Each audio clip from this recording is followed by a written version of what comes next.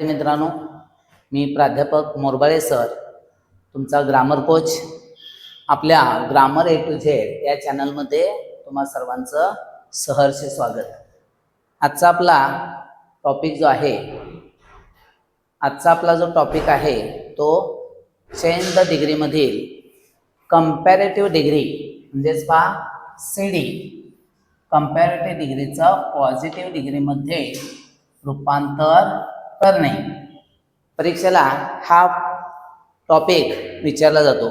अतिशय महत्त्वाचा, इंटरेस्टिंग असा आहे टॉपिक आहे. सोपा आहे, लक्ष द्यायचं आहे. तर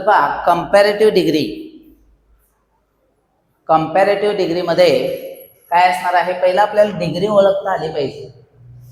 तर कंपॅरेटिव्ह डिग्री म्हटल्यानंतर सगळ्यात महत्त्वाचं काय असणार आहे, दॅन हा शब्द असणार आहे. कीवर्ड कोणता आहे, दॅन. आणि ह्या दॅनच्या अगोदर विशेषणाचं दुसरं रूप ॲडजेक्टिव्ह टू, विशेषणाचं दुसरं रूप असणार आहे. आता हे दुसरं रूप कसं बनवायचं, तर दुसरं रूप त्याचा आता एक व्हिडिओ आपण अगोदरच अपलोड केलेला आहे, तोही तुम्ही पाहू शकता. तर विशेषणाचं दुसरं रूप जे आहे त्याला काय असणार आहे, ER प्रत्यय असणार आहे. उदाहरणार्थ टॉल, त्याचं काय होणार आहे, टॉलर. बरोबर, अशा प्रकारे ER प्रत्यय लागलेला असणार आहे. किंवा विशेषणाच्या अगोदर मोअर हा शब्द लागलेला असणार. विशेषणाच्या अगोदर मोअर हा शब्द लागलेला असणार. बरोबर, उदाहरणार्थ ब्युटिफुल, मोर ब्युटिफुल. समजा ब्युटिफुल हा विशेषण आहे, त्याचं दुसरं रूप काय होणार, मोर ब्युटिफुल. तर सगळ्यात महत्त्वाचं आपल्याला डिग्री ओळखता येणं गरजेचं आहे. त्यासाठी शब्द लक्षात ठेवा, कीवर्ड आहे दॅन. त्या दॅनच्या अगोदर विशेषणाचं दुसरं रूप असणार आहे. बरोबर, आणि तुम्हाला ह्या दोन गोष्टी सगळ्यात महत्त्वाचे.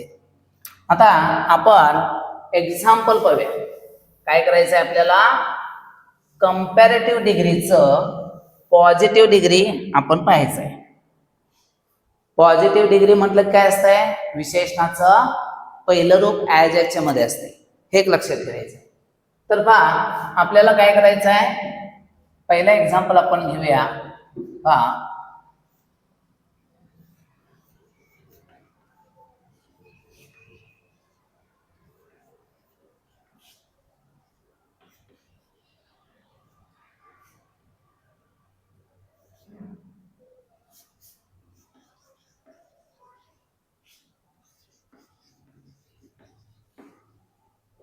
तर Deepa was cleverer than Geeta, हे वाक्य दिलेलं आहे. पहिल्यांदा तुम्ही काय करायचं, त्या वाक्यामधील कीवर्ड कोणता आलाय बघायचा. कोणता शब्द आलाय, दॅन हा शब्द आलाय. त्याला पहिला बॉक्स करा.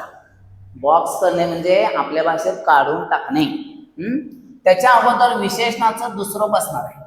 कुठलं आलेलं आहे, क्लेवरर, क्लेवर, क्लेवरर, क्लेवरेस्ट अशी रूप आहेत. बरोबर, तर हे दोन पहिल्यांदा आपण त्याला दॅनला बॉक्स करायचं. विशेषणाच्या दुसऱ्या रूपाला काय करायचं आहे, अंडरलाईन करायचं. आता आपण डिग्री कुठली करणार आहे, पॉझिटिव्ह डिग्री. तर अगदी सोपं टेक्निक सांगणार आहे. ते जर फॉलो केला तर तुमची वाक्य कधीही चुकणार नाहीत. तर काय करायचं बघा, दॅन नंतर जे नाऊन आहे, इथं कसं असतं, याच्यात दोन व्यक्ती, दोन वस्तू, दोन गावं, दोन ठिकाणं, दोन गोष्टींमध्ये तुलना केलेली असते. पहिलं कोण आहे, दीपा आहे, आणि दुसरा कोण आहे तुलनासाठी, गीता. दीपा आणि गीता यांच्यामध्ये काय केलेलं आहे, तुलना. दॅन नंतरचं पहिल्यांदा नाम इकडे घ्या. सुरुवातीला कोण आहे, गीता. बरोबर, त्याच्यानंतर काय करायचं आहे, सहाय्यकारी क्रियापद. काय आहे सहाय्यकारी क्रियापद, वॉज. दीपा वॉज. आता सगळ्यात महत्वाची तिसरी स्टेप काय आहे, तिसरी स्टेप, वाक्य होकारार्थी असेल तर नकारार्थी करायचं. म्हणजे कंपॅरेटिव्ह डिग्री, पॉझिटिव्ह आणि कंपॅरेटिव्हला दोन्हीला हा नियम सेम आहे. म्हणजे डिग्रीचं वाक्य जे असेल, पॉझिटिव्ह असेल, कंपॅरेटिव्ह असेल, होकारार्थी असेल नकारार्थी करा, नकारार्थी असेल होकारार्थी. नकारार्थी म्हणजे काय, नो, नॉट, नेव्हर, एम्प्टी हे शब्द वापरायचे. आता इथं ह्याच्यात नॉट नाही, त्यामुळे ह्याच्यात नॉट वापरायचं. आता तुम्ही म्हणणार नॉट कशासाठी वापरायचं, तर नॉट कशासाठी वापरायचं आहे, वाक्याचा अर्थ चेंज होऊ नये, बदलू नये याच्यासाठी. बघा, गीता वॉज नॉट, आता इथं विशेषणाचं दुसरं रूप आहे, त्याचं काय करायचं, पहिलं रूप बनवून ऍज याच्या मध्ये लिहायचं. आता पहिलं रूप कसं बनवायचं, चला पहिलं रूप बनवताना काय करणार, शेवटचा ER प्रत्यय काढून टाकायचं. मग काय झालं आपलं क्लेव्हर, ते ऍज याच्या मध्ये लिहायचं, ऍज क्लेव्हर ऍज, आणि मग शेवटी करता लिहायचं आहे, कोण आहे, दीपा. वाक्य काय झालं पहा, Geeta was not as clever as Deepa. आपल्याला काय सांगितलेलं की Deepa was cleverer than Geeta, Deepa ही गीतापेक्षा अधिक हुशार होती. दोघी समान आहेत, हा, दीपा अधिक हुशार होती. तेच आपण सांगितलं की Geeta was not as clever as Deepa, Geeta ही दीपा इतकी हुशार नव्हती. बरोबर, म्हणजे हुशार कोण, दीपा. मग आता हे जर बघा नॉट हे जर काढला, हे जर वापरला नाही तर तुमचा अर्थ पूर्ण बदलेल. काय होणार, Geeta was as clever as Deepa, दोघी समान झाल्या. नॉट नाही वापरलं, एक शब्द हा जर वापरला नाही तर पूर्ण वाक्य चुकतंय. म्हणून सावध राहायचं. तिसरा नियम, तिसरी स्टेप फार महत्वाची आहे. वाक्य होकारार्थी असेल तर नकारार्थी, आणि नकारार्थी असेल तर होकारार्थी. दुसरं एक आपण एक्झाम्पल बघूया.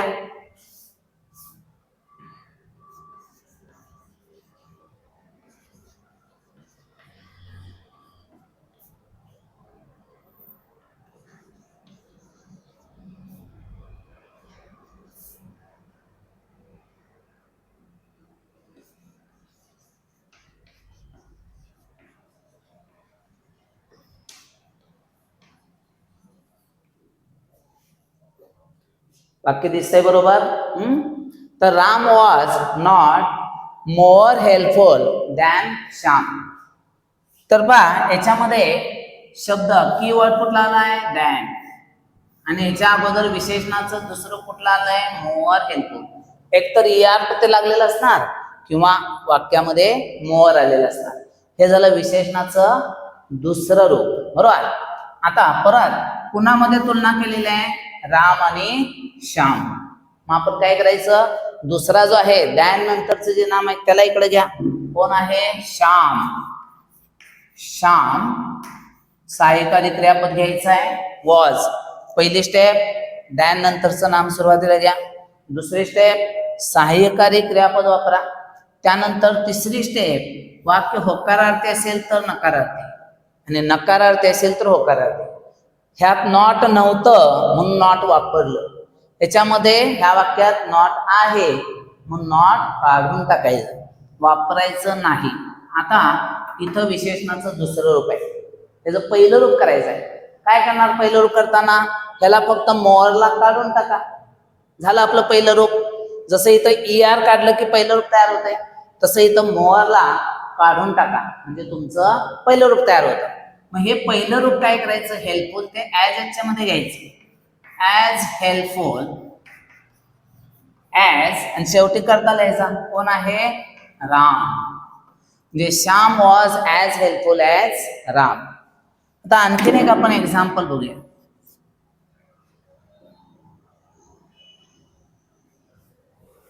एक्झाम्पल आपण आणखीन एक आपण पाहूया. बघा, India is bigger country than Sri Lanka.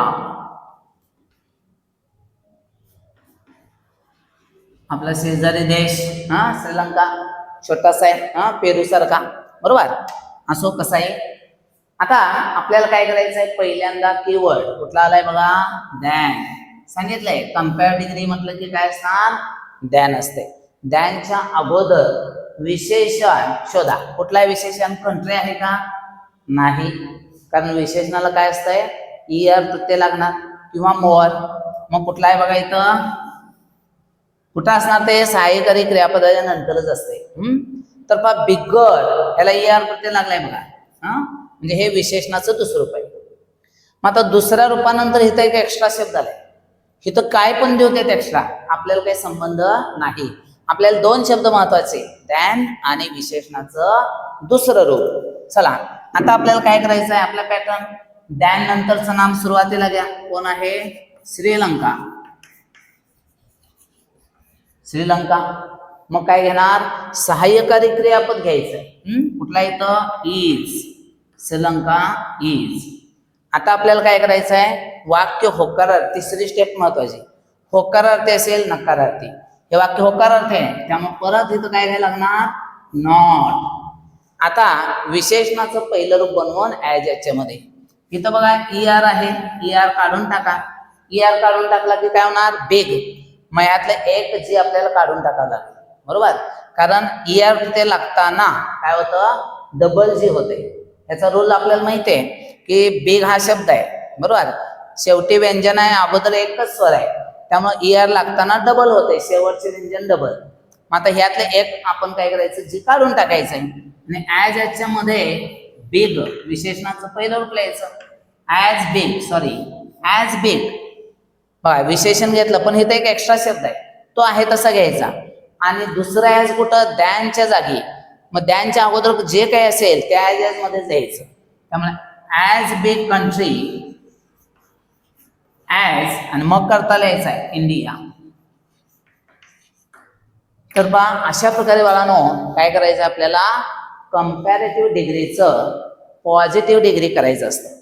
समजलं? जर का तुम्हाला हा भाग समजला असेल किंवा आपला व्हिडिओ आवडला असेल तर नक्की आपल्या व्हिडिओला लाईक करा, जास्तीत जास्त सबस्क्राईब करा, चॅनलला सबस्क्राईब करा, शेअर करा आणि असेच नवनवीन व्हिडिओज तुमच्यापर्यंत लवकरात लवकर पोहोचतील. तर धन्यवाद. जय हिंद, जय महाराष्ट्र. काय झालं? बंद केला का नाही?